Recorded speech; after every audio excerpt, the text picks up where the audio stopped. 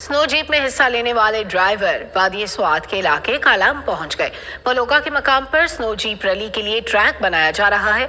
मजीद जानते हैं श्रीजादा से। श्रीजादा, आगाह कीजिएगा।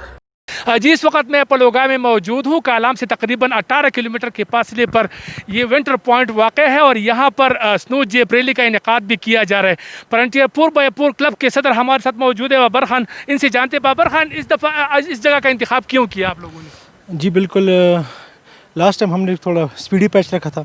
इस दफ़ा थोड़ा इसमें हमने ऑब्स्टिकल कोर्स रखा है just to avoid high speed racing, क्योंकि लास्ट टाइम भी हमारे से एक गाड़ी कल्टी हुई थी, तो उस चीज़ को अवॉइड करने के लिए थोड़ा हमने ऑब्स्टिकल कोर्स इसमें रखा है। और इंशाल्लाह कल इंशाल्लाह देखेंगे, सब अपनी किस्मत आजमाएंगे इंशाल्लाह। अच्छा, कैसा ट्रैक कैसा है ये? ट्रैक अल्हम्दुलिल्लाह सर A1 ट्रैक है। बस अभी तो 5 फुट भी स्नो है, 6 फुट भी है, 3 फुट भी है, तो ट्रैक बना रहे हैं, फिलहाल लगे हुए हैं जी। ठीक है, बहुत शुक्रिया। मैं थोड़ा सा मंजर आपको दिखाऊं ट्रैक। अगर आप ये देखें तो ये पहला गाड़ी है, बाबर खान ने उनको खुद ड्राइव कर दिया है और यहाँ तक ये आए। दरिया स्वात को भी उन्होंने क्रॉस कर दिया। कई जीप वहाँ पर खड़े हैं, ट्रैक बनाया जा रहा है और सैयाह भी बहुत बड़ी तादाद में आए हुए हैं और वो यहाँ के खूबसूरत नज़ारों के साथ साथ बर्फ़ से और स्नो जीप रैली की एक्टिविटीज़ से भी लुत्फ़अंदोज़ हो रहे हैं। जी शुक्रिया श्रीजादा। जरा नम हो तो ये मट्टी बहुत ज़रखेज़